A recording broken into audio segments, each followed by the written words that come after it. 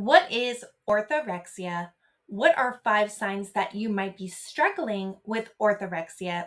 How is orthorexia different from other medical conditions like anorexia nervosa? And what are the ways in which you treat orthorexia? My name is Sheena, and I am a registered dietitian specializing in the care of persons with eating disorders. And this channel focuses all on things related to the clinical components and the psychological components of eating disorders and eating disorder recovery. So if you want to learn more about that, be sure to click that subscribe button. Orthorexia is the obsession with healthy eating.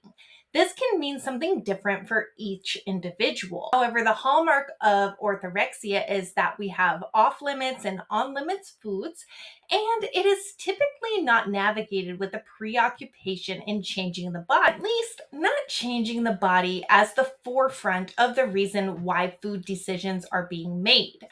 Orthorexia is technically defined as eating disorders not otherwise specified in the DSM-5. However, I like to break eating disorders down into even more simplified terms. They are either restrictive or non restrictive. And orthorexia is a restrictive eating disorder that can be very clinically dangerous and potentially life threatening. So, what are 5 signs that you might have orthorexia? The first sign that you might have orthorexia is that you have an extreme list of off limits foods.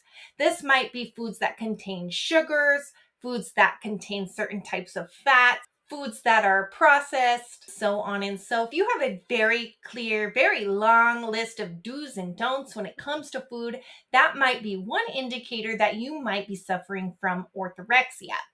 The second indicator that you might be suffering from orthorexia is if you have adopted extreme dietary pattern changes in your life.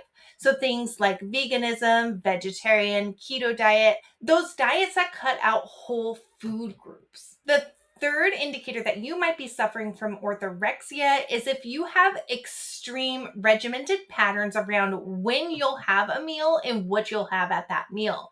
So, a very good example of this is something like intermittent fasting, where we might go 6 hours on with eating and then restrict our food for the rest of the day. The fourth indicator that you might be suffering from orthorexia is if you're cutting out entire macronutrient groups. So, for example, you're avoiding carbohydrates, fats, or protein. The fifth indicator that you might be suffering from something like orthorexia is if you're watching the preparation of your food like a hawk. For example, if you're making sure that no additives go into the food, such as salt, sugars, or other processed ingredients, that your orthorexia might tell you is a no food. In other words, if you're experiencing extreme anxiety and stress around the consumption of pretty much any type of food for no medical reason, that's actually a pretty clear indicator that you may have orthorexia. No, I'm not saying this is always an instance of orthorexia. For example, we may consume a vegan or vegetarian diet for ethical reasons. But if you are feeling overly consumed with not consuming certain food products, this might be a symptom for orthorexia. So, how is orthorexia different from other medical conditions such as anorexia? Well, in essence, they both have a lot to do with food restriction. It's simply just a different way in which we are restricting our food. However, orthorexia doesn't tend to typically have that weight reduction or changes in the way the body looks at the forefront of the manifestation in their eating behaviors. Orthorexia is also very heavily focused on healthism. So, individuals with orthorexia are very fearful of putting foods into the body that they might deem as toxic, non nutritional, or having some other demonization attached to that specific food.